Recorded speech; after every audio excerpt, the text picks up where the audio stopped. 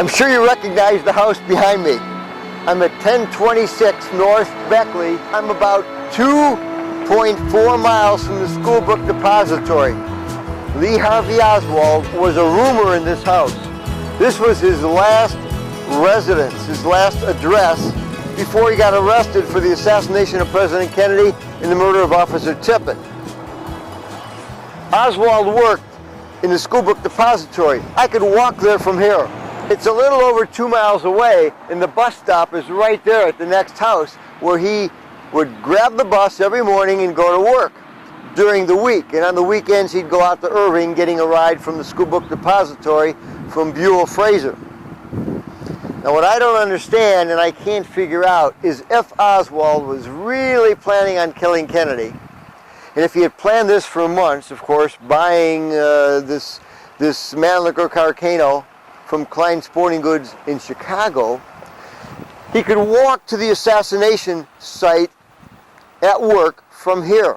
Yet, on the night before the assassination, he got a ride from Buell Fraser all the way out to Irving, which put him almost 13 miles from the school book depository. And then the next morning, he had to depend on a 19-year-old kid on a Friday morning to get up on time to get him to work. Now, if he showed up for work late, who knows? He might have been sent home.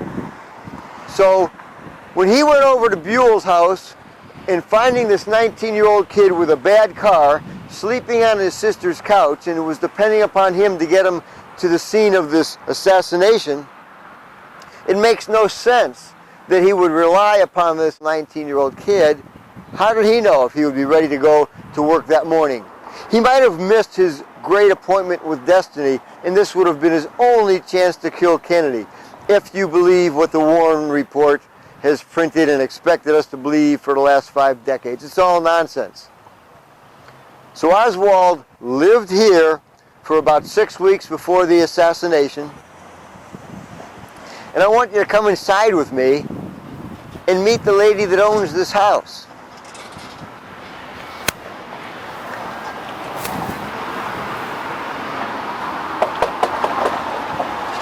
Hello, Pat. Hi. Hi. Hi. Hey, this is the famous Oswald house. Can we come inside? Absolutely. Come into my home. Okay, thanks. Welcome. We're sitting in the living room now here at the house, and I'm with Patricia Puckett-Hall. Pat Hall, to everybody that knows her. Pat, I appreciate you inviting us in to your living room. Well, you're more than welcome. Now tell me, way back in 1963, how old were you then? I was 11 years old. And what house are we sitting in? Tell me about the place we're sitting Well, this is my grandmother's home, Gladys Johnson, and she was the homeowner when Lee Harvey Oswald lived here. He lived in this house? He lived here in this house. My brothers and I actually knew him because when we were young, during the school year, it was required that we came here so that my grandmother could make sure that we got our homework done, and then we hung out until our mother picked us up. Where was your mother when you were at school and after school? Well, she was a photographer and artist in her own right, and her photography studio was on Jefferson at that time, across the street from the Texas Theater. The Texas Theater is the same theater that Lee Harvey was arrested in. We call him Lee Harvey Oswald because he is a significant historical figure. But you knew him. Yes, I did. And Mr. Lee was a very sweet, gentle, quiet, soft-spoken, courteous young man that obviously loved children. You call him Mr. Lee. Mm-hmm. Tell me why. Well, one, he signed in as O.H. Lee, so we called him Mr. Lee. But even if he had signed in by his real name, if he had told us to call him by his first name, being a Southern family, this child would have been required to call him Mr. Lee anyway. So you would call me Mr. Tom. You'd call me Mr. Tom. Yes. Back in 1963. That's right. What was it like living in this house? You as a young girl. Lots of men. Well, was this a boarding house? It was a rooming house. Now, what's the difference between a boarding and a rooming house?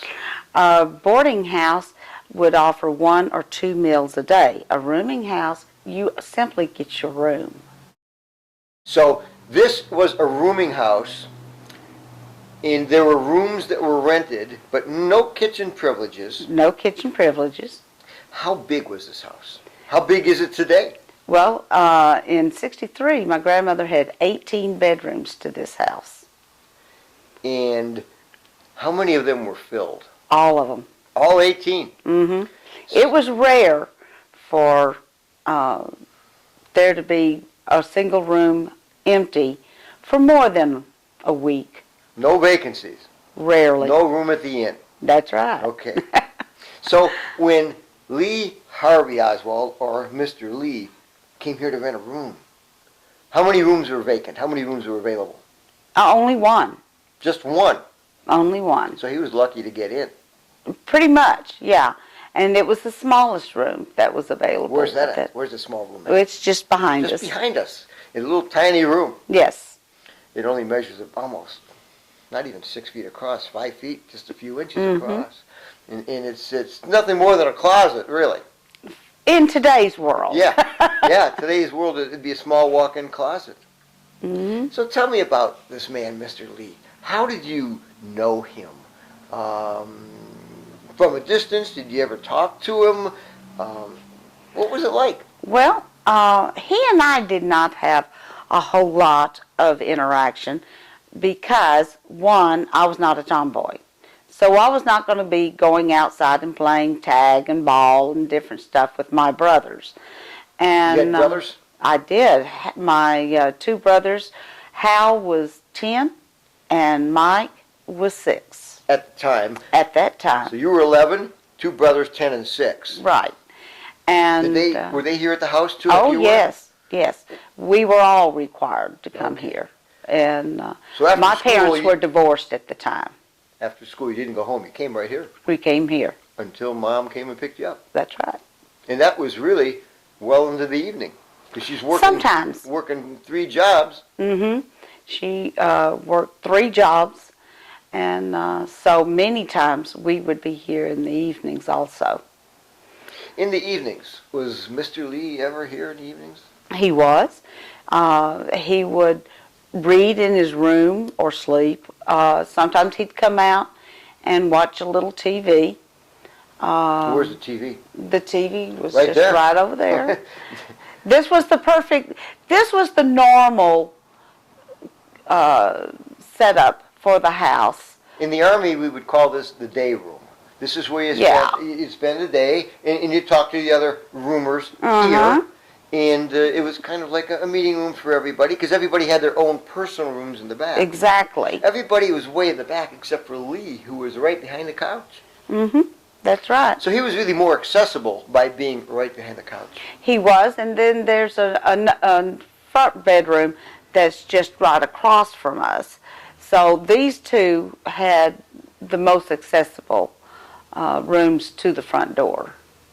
And but anytime my brothers and I and Mr. Lee was here at the same time, he stopped whatever he was doing and would play. Whether it's watching With TV, my reading a brothers. newspaper, reading a magazine, he'd Whatever. put it down and he'd get involved with the kids. He would. He'd go out and play ball or tag or something with my brothers He'd run out on the around front yard. Front yard. Yes, he sure would.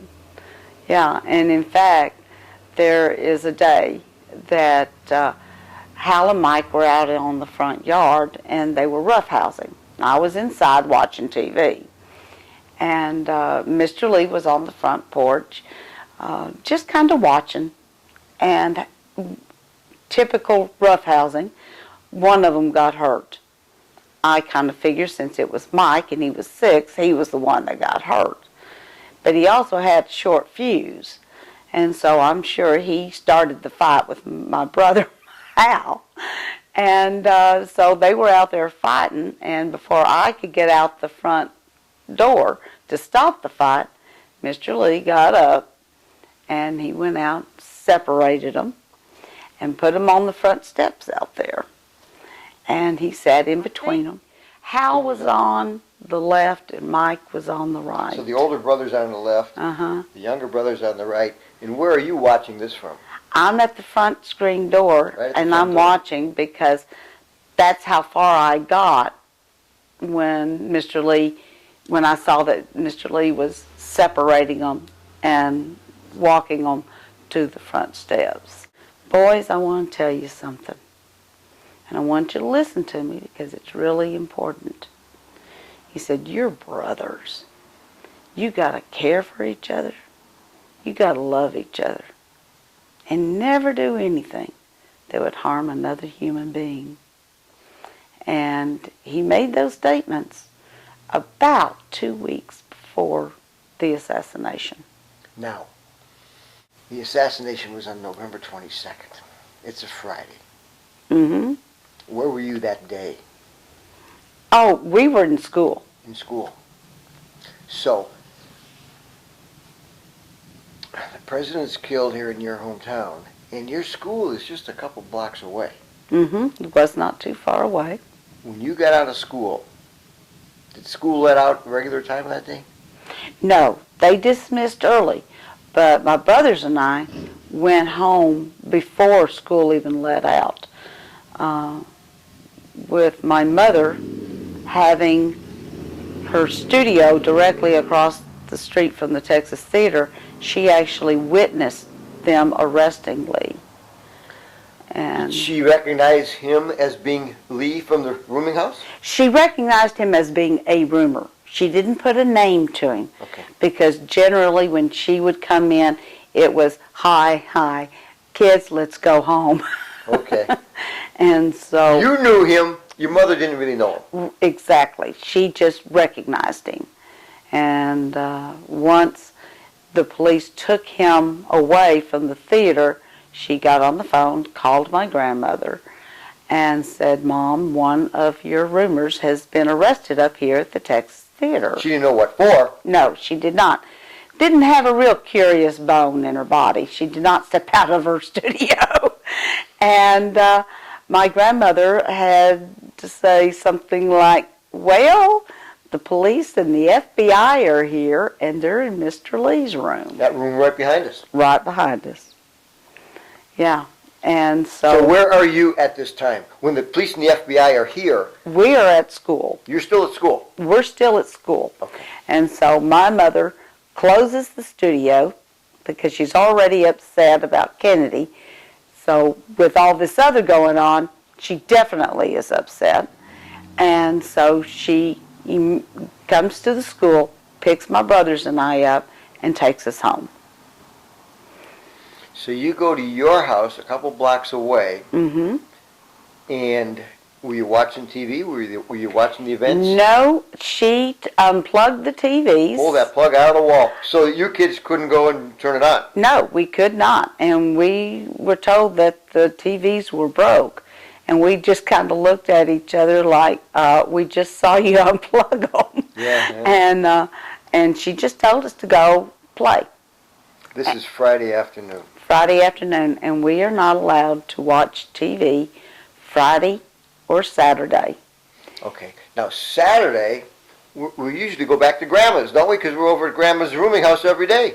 Well, no, Saturdays was a normal day for us to be at home. Oh, you didn't play come with here? our neighborhood friends and things like that. And quite often on Saturday, Mr. Lee wasn't even here because he went to visit his family In Irving. in Irving. Saturday, it's fairly nice weather. It was in the mid-60s. You're outside playing. You're not inside watching TV. That's right. When's the next time you got a glimpse of that TV set? Sunday morning. Sunday morning. My mother decided that it would be a safe day for us to watch TV. All the commotion's over, we think. Well, pretty much. We thought.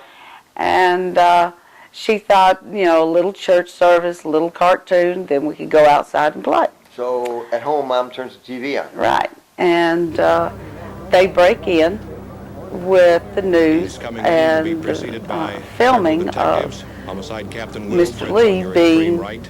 Oswald transferred wearing a black from city sweater. to county jail. And there is Oswald being And led so out. we're watching. Now you're watching, and you get to see Mr. Lee come out of the elevator, and you recognize him. You know him. Yeah, and we're just sitting there looking, and all of a sudden, Jack Ruby steps forward and shoots him. And one of my brothers, I don't remember which one, started hollering, "That's Mr. Lee, that's Mr. Lee."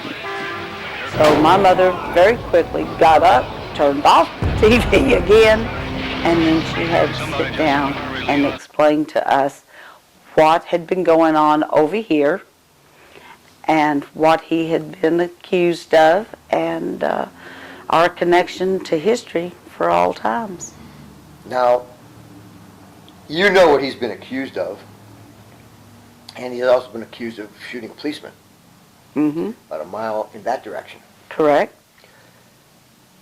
What do you think about the man that you knew sitting here watching TV on the front porch, playing with your brothers, being a murderous villain, an assassin?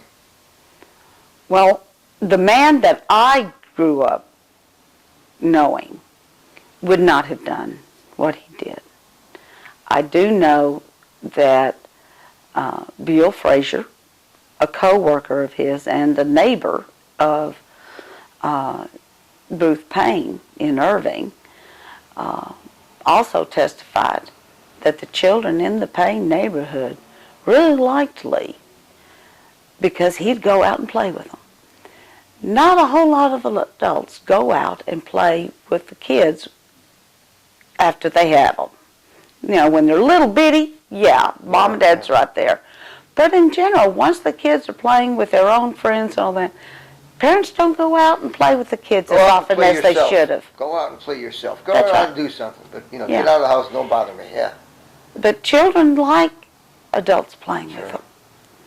And so this was obviously a characteristic of him, and that the world just does not recognize that there was a gentle, softer side of him. And you saw it. And we saw it. You knew him as Yes. being a gentle and soft person. Yes, we did.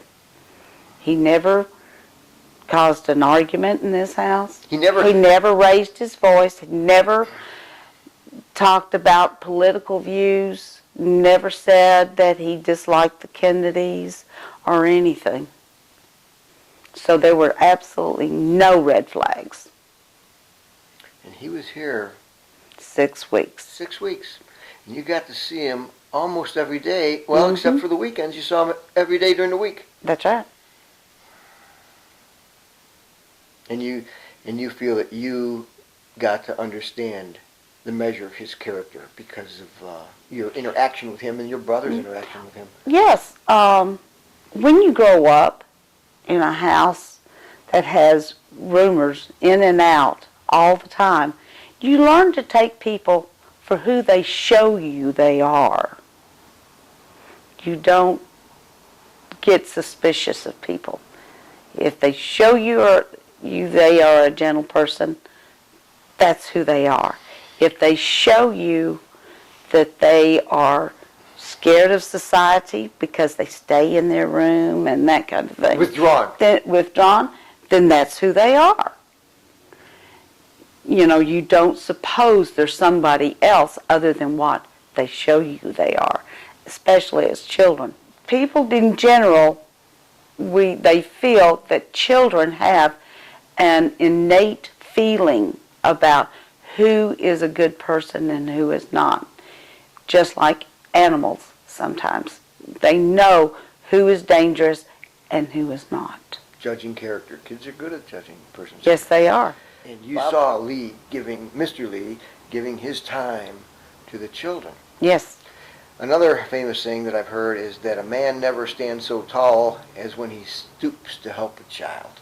And you've seen Lee do that on a daily basis. Yeah. All it took was one time for you to see that, but you saw that daily for the period of 6 weeks.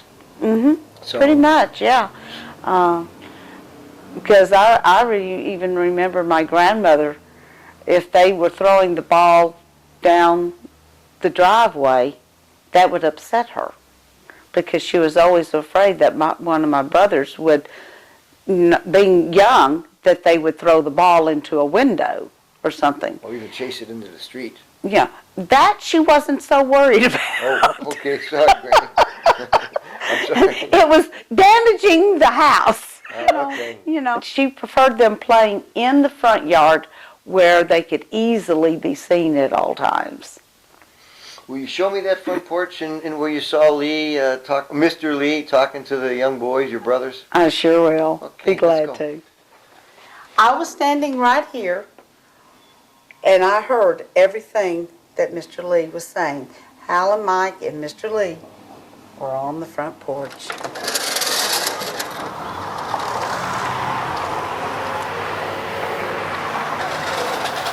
So they were out here playing. Yeah. Where did Lee sit when he sat on the front porch? Well, there were white chairs out here, and he just sat in one of the chairs in front of the window. Quite often in the evenings, in the warm October, the fall evenings? Yes. Uh-huh. And what did he see? What were these roughhousing young kids doing? Well, Hal and Mike were over here on this side because this side had a big mimosa tree. Well, there's a tree there back then. There was. And Hal and Mike were out here, and they were roughhousing. One of them got hurt, probably Mike being the 6-year-old, and with him having a short fuse, I'm sure he just plowed into Hal. And so the fight ensued. Before I could get all the way out the door, Mr. Lee got up, came out, and I saw him pulling them apart. He physically He pulled separated them apart. them. Yeah. He sure did.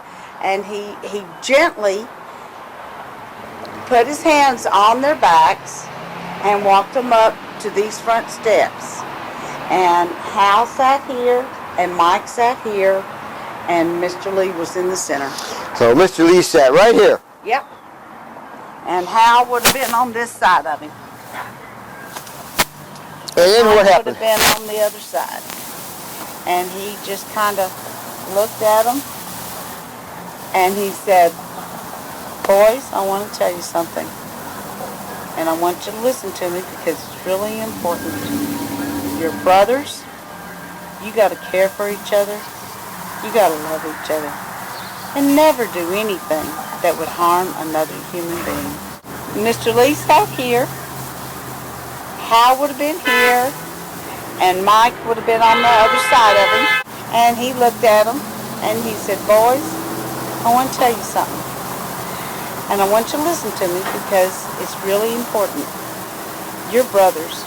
You got to care for each other. You got to love each other.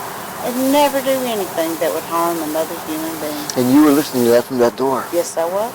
It was a screen door at that time, so I was standing there and I listened.